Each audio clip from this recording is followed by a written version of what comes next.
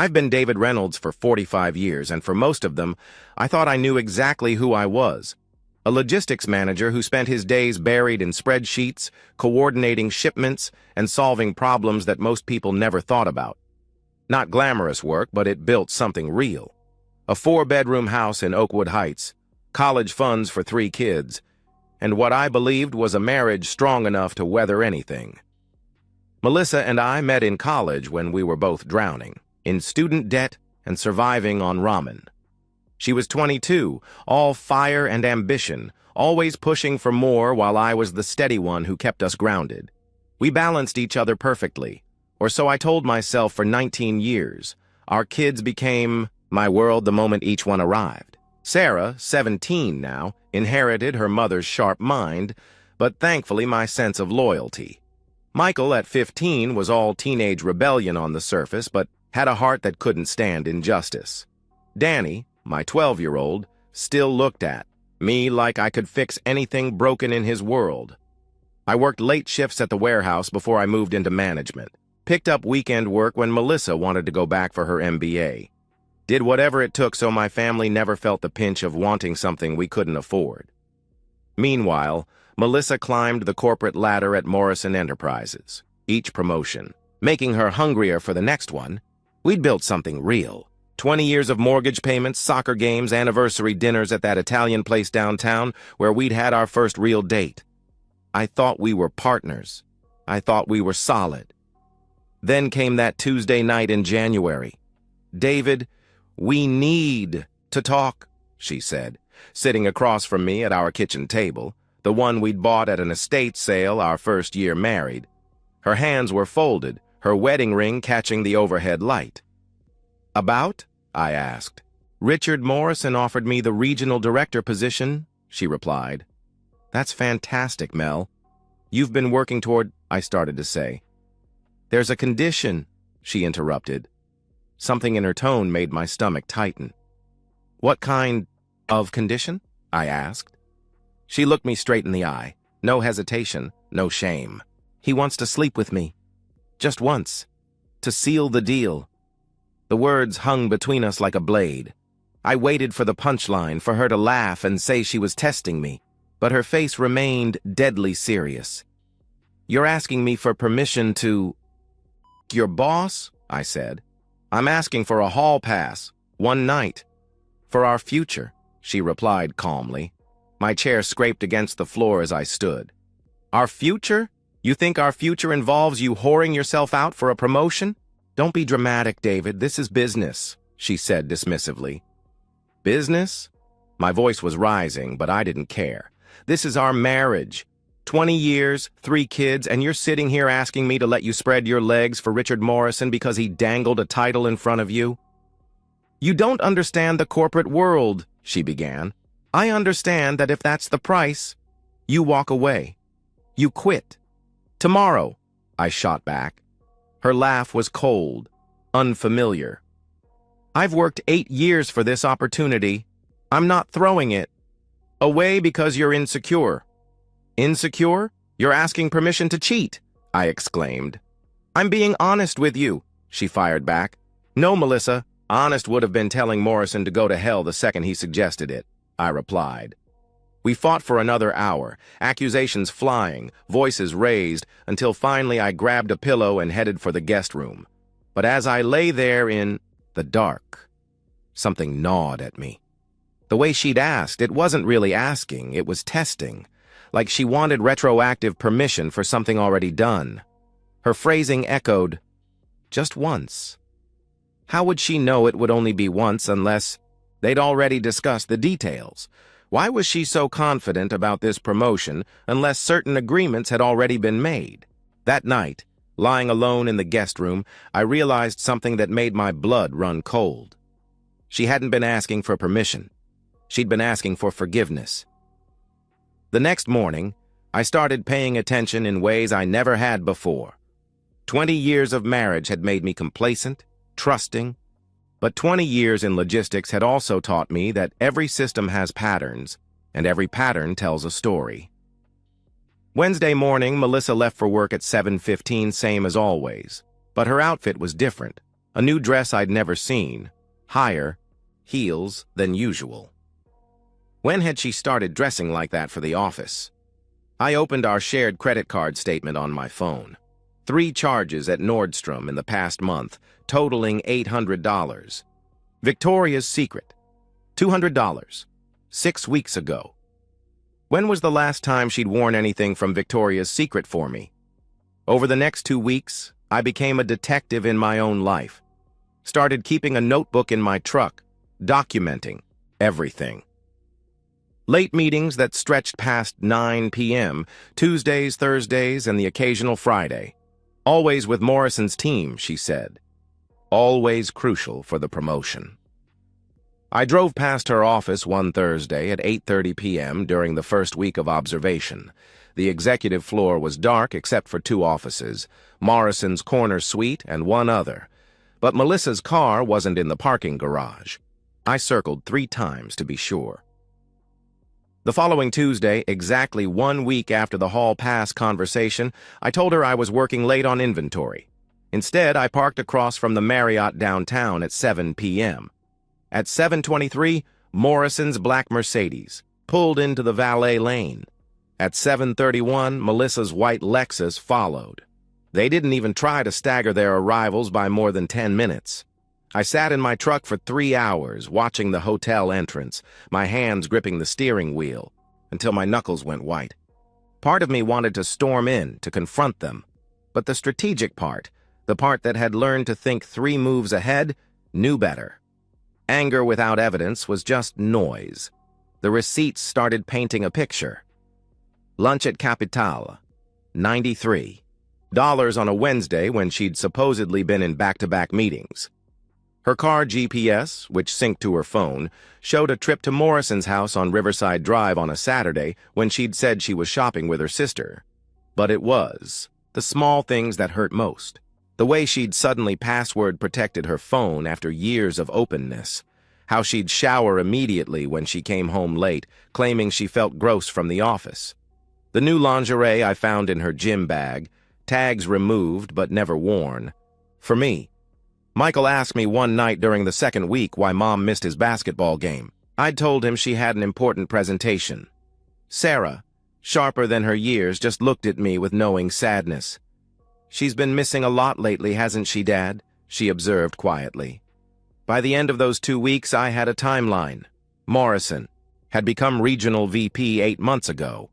But the real changes, the new clothes, late meetings, and secretive behavior had started 4 months ago, in September.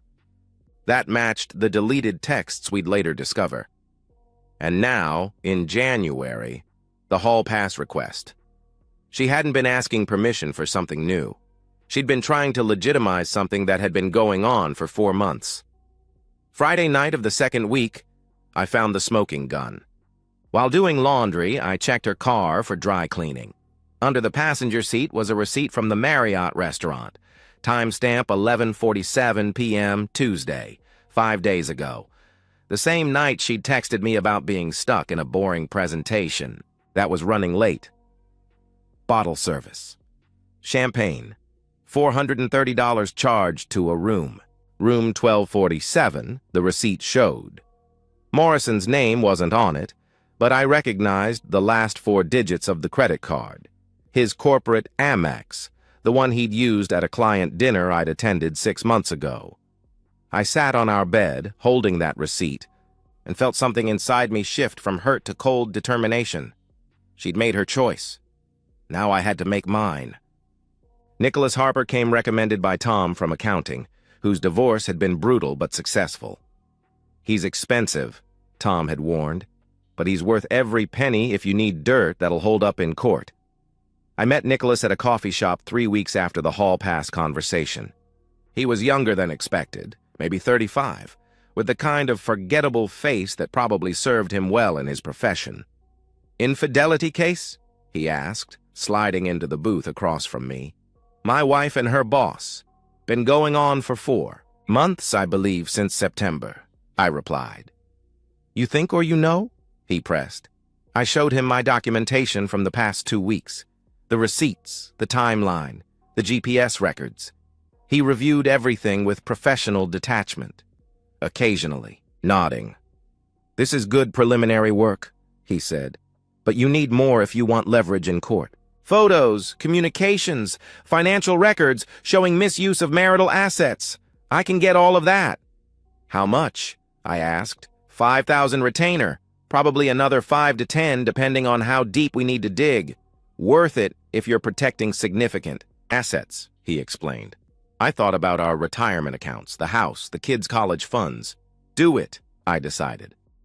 The next 4 weeks were an education in how sloppy cheaters could be when they thought they were clever. Nicholas had Melissa and Morrison under surveillance within 48 hours. His team was invisible, but everywhere. The first batch of photos arrived the following Tuesday, 3.5 weeks after the hall pass conversation. Melissa and Morrison entering the Marriott at lunch, his hand on her lower back. Them leaving 90 minutes later, her hair hastily fixed, his tie askew. The timestamp showed 12:15 p.m. to 1:43 p.m. during what her calendar listed as client strategy session. During the second week of professional surveillance, 4 weeks after the hall pass conversation, Nicholas brought more evidence. Photos of them at Morrison's house on Saturday afternoon when Melissa claimed to be at a spa day with friends. Their cars parked at a scenic overlook on Highway 9 Tuesday evening. The silhouettes in Morrison's Mercedes were unmistakable, even from Nicholas's telephoto lens. But the real treasure came during the third week of surveillance when Nicholas brought in a digital forensics expert.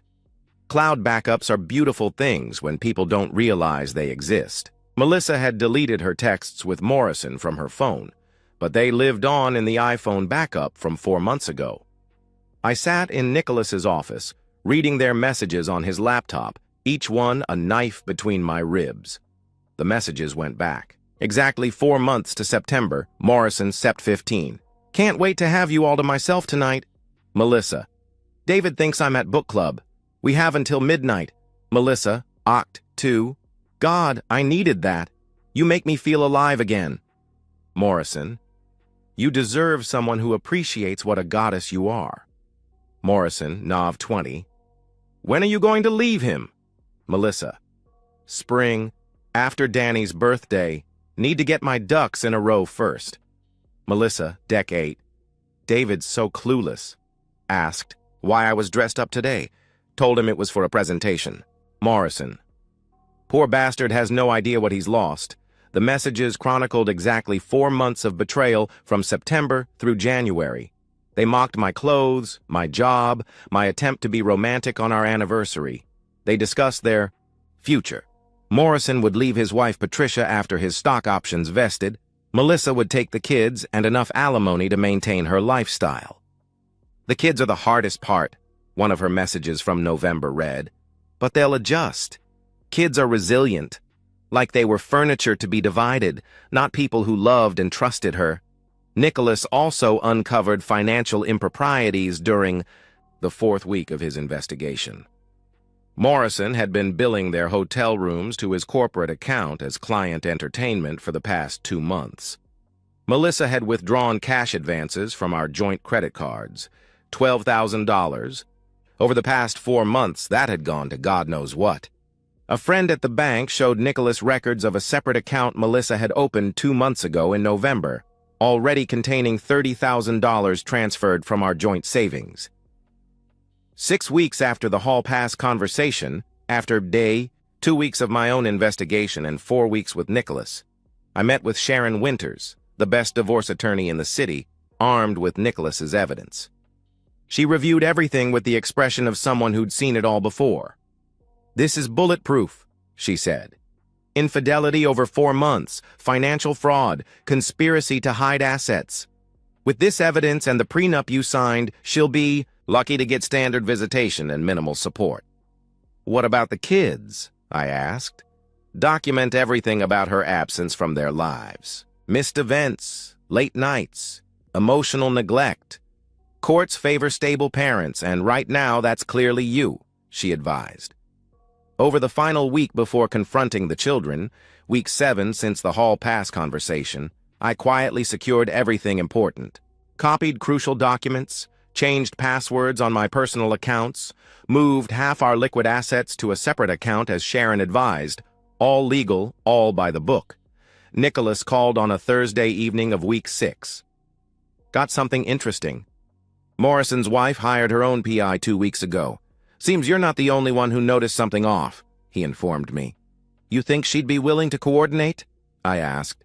Already reached out through channels. She's very interested in comparing notes, he replied. The hardest part wasn't gathering the evidence, it was deciding how to tell my kids that their mother wasn't the woman they thought she was. But they deserved to hear it from me before the world found out. Saturday morning arrived gray and drizzling, exactly 7 weeks after Melissa's hall pass request.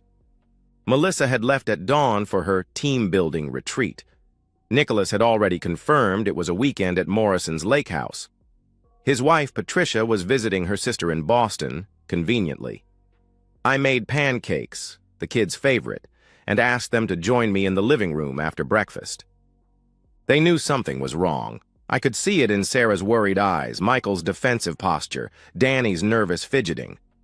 I need to tell you something difficult, I began, my throat already tight. About Mom and our family. Are you getting divorced? Sarah asked quietly. 17 years old and already too perceptive? Yes, I answered. Danny's face crumpled. Is it because you fight now? You can just stop fighting. It's more complicated than that, buddy, I said gently. I pulled out a folder, carefully curated with age-appropriate evidence. Your mom has been having an affair with her boss, Mr. Morrison. It's been going on for 4 months since September.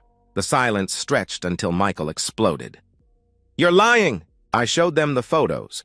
Nothing explicit, just Melissa and Morrison entering hotels, holding hands at restaurants, embracing in parking lots. All dated from the past month of surveillance.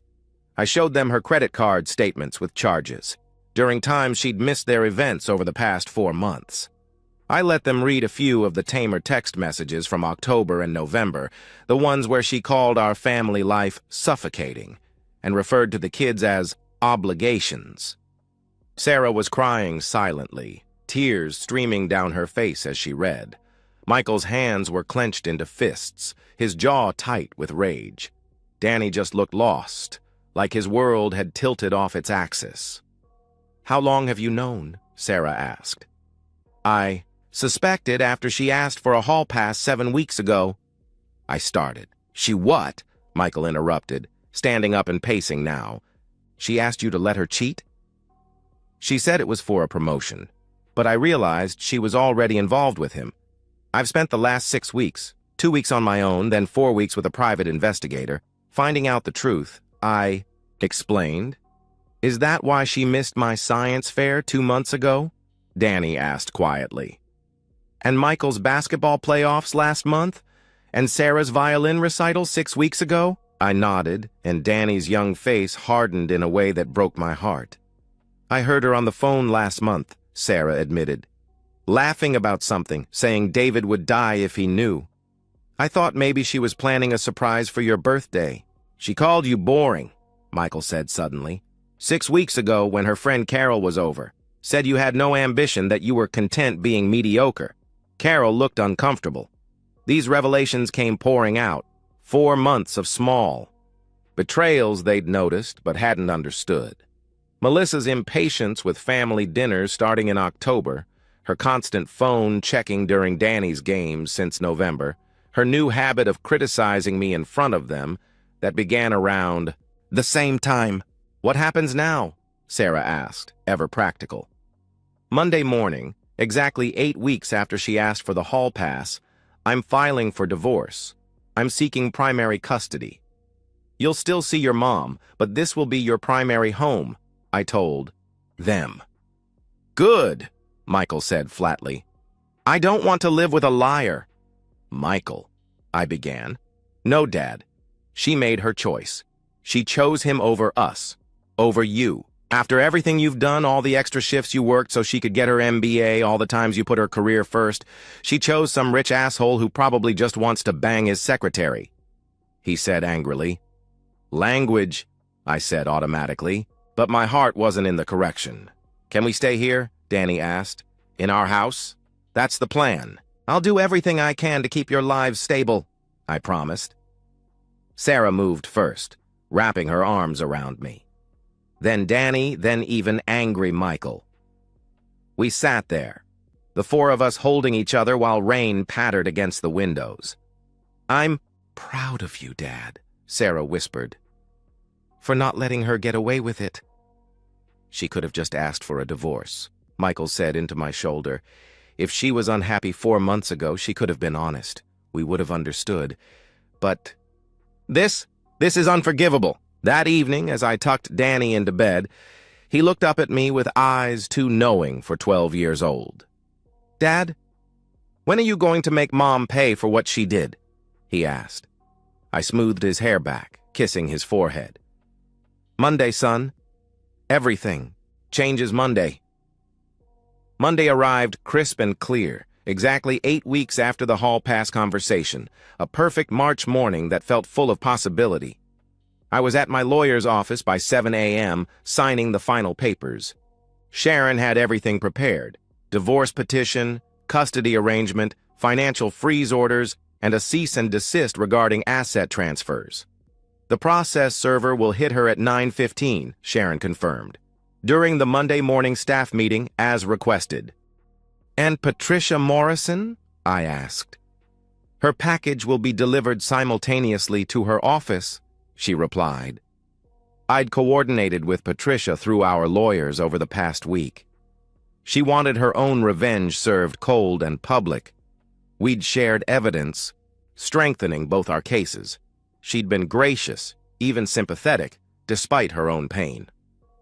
At 9 a.m., I was parked across from Melissa's office building, watching through binoculars I'd borrowed from Michael's camping gear. I needed to see this, to witness the moment her carefully constructed lies collapsed. Through the conference room windows on the 3rd floor, I could see the Monday meeting in progress.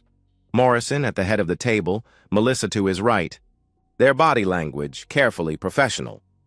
10 other employees around the table, PowerPoints presumably flying. At 9:15, the door opened. A uniformed process server entered, causing heads to turn. I watched him scan the room, identify Melissa, and approach. The envelope he handed her was thick. I'd made sure of that. Even from this distance, I could see her confusion turn to horror as she opened it. The photos Nicholas had taken over the past month spilled onto the conference table. Her and Morrison at the hotel, in his car, at his house. Her colleagues recoiled. Morrison stood up abruptly, and Melissa's face went from red to white in seconds. Morrison tried to grab the photos, but they'd scattered. Everyone had seen. The process server was already heading for Morrison with his own envelope, courtesy of Patricia's lawyer. My phone buzzed. Text from Patricia. "Direct hit. Richard's being served now. His assistant just quit on the spot." By 9:30, my phone was lighting up with texts from Melissa. I didn't read them. By 10 a.m., Morrison's wife had arrived at his office. I knew because Nicholas was there, documenting everything for Patricia's case. The screaming match in the executive suite was apparently audible from the elevator banks. At noon, I sent my email to HR at Morrison Enterprises. Subject line: formal complaint regarding inappropriate superior-subordinate relationship. Attached were receipts showing company resources used for their affair over the past 2 months, evidence of preferential treatment, and text messages. From the past 4 months discussing quid pro quo arrangements for Melissa's promotion. Sharon called at 2 p.m. Melissa's been suspended pending investigation. Morrison, too. My contact says termination is likely for both by end of week. I picked up the kids from school early, wanting them home before Melissa arrived. We ordered pizza and tried to maintain normalcy, but everyone was tense, waiting. She walked through the door at 6:47 p.m. that Monday evening, exactly 8 weeks after her hall pass request. Her face blotchy from crying, her usually perfect hair disheveled. She stopped short when she saw us all in the living room, her suitcases packed and waiting by the door. "David, please," she began. "The kids have something to say." I interrupted. Sarah stood first. 17 years of poise despite her pain. We know everything, Mom. The 4-month affair, the lies, the money you stole, the things you said about Dad, about us. I never, Melissa started. We saw the texts, Michael interrupted. From November, where you called us obligations, where you laughed about Dad being clueless, where you and Morrison planned your future without us. Melissa's mouth opened and closed, no words coming. I don't understand, Danny said quietly. How could you choose him over us? We're your family. It's complicated, she tried to explain. No, I said, standing. It's simple. You made choices. For 4 months since September, you chose him. You chose lies. You chose to mock the man who loved you and neglect the children who needed you. Now we're choosing to protect ourselves from further harm. You can't keep me from my children, she protested. The custody arrangement allows supervised visitation every other weekend. Sharon has the details, I informed her. Supervised? You bastard, she spat. You exposed them to your affair partner, missed crucial events in their lives over the past 4 months, and stole $30,000 from their college funds over the past 2 months. Yes, supervised, I stated firmly. She looked at each child, seeing no sympathy, no weakness to exploit. This is your father poisoning you against me, she accused. Stop. Sarah's voice was ice. Just stop. We have eyes. We have ears. We noticed. When you started treating Dad like an ATM and us like inconveniences back in October. We're not stupid, Mom. We're just done. Melissa grabbed her suitcases, mascara running now, hands shaking. At the door, she turned back. I loved you all, she said desperately. No, Michael replied flatly. You loved the idea of us. The Facebook posts about your perfect family. But when it came to choosing between us and your exciting new life, you chose him. Every time for 4 months. As her taillights disappeared down our street that Monday night in March, I realized I hadn't just ended a marriage. I'd held up a mirror that showed everyone who Melissa really was, and she'd have to live with that reflection forever. September arrived with unusual warmth, 6 months after that devastating Monday in March. I stood at the kitchen window watching Danny practice basketball drills Michael had taught him. Sarah was at the dining table working on college applications, occasionally asking my opinion on essay topics. The divorce had been finalized in June, 3 months after the confrontation.